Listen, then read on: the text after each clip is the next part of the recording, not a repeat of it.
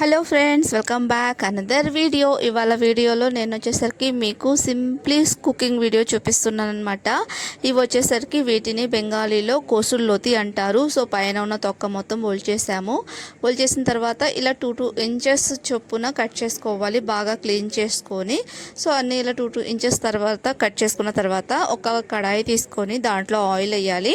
Oil కొంచెం ఎక్కువగా పడుతుందన్నమాట. Oil వేడి ఎక్కాక దాంట్లో మీరు తిరగమాత గింజలైనా వేసుకోవచ్చు. నేనైతే జీలకర్ర వేసుకుంటున్నాను. జీలకర్ర చిటపటాన్ని కొంచెం ఫ్రై అయిన తర్వాత దాంట్లో నేను కట్ చేసుకున్న ముక్కలన్నీ వేసేసాను.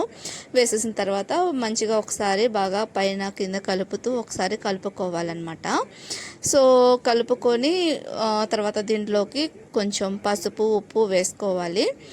సో ఫ్రెండ్స్, మీకు గనక ఈ కూర పేరు గనక తెలియకపోతే చెప్పండి, నేను గూగుల్లో ఎతికి చెప్తాను. నాకు కూడా తెలీదు తెలుగులో ఏమంటారు. బెంగాలీలో అయితే కోసుల్లోతి సో ఎవరికైనా తెలుగులో వీటి పేరు తెలిస్తే నాకు కామెంట్ సెక్షన్లో కామెంట్ చేయండి, ఓకేనా. సో పసుపు, ఉప్పు వేసిన తర్వాత మూత పెట్టుకొని సిమ్లోనే, అంటే హై ఫ్లేమ్ కాకుండా మీడియం ఫ్లేమ్లోనే ఒక 2 to 3 minutes ఇలా కలుపుతూ మంచిగా కుక్ చేసుకోవాలన్నమాట. మధ్య మధ్యలో అడుగంటకుండా మనం ఇలా మూత పెట్టుకుంటా కలుపుతా కుక్ చేసుకోవాలి.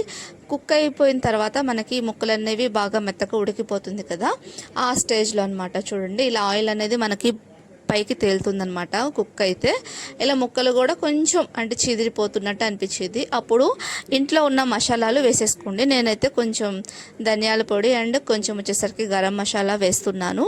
వేసి మంచిగా కలుపుకుంటున్నాను అనమాట.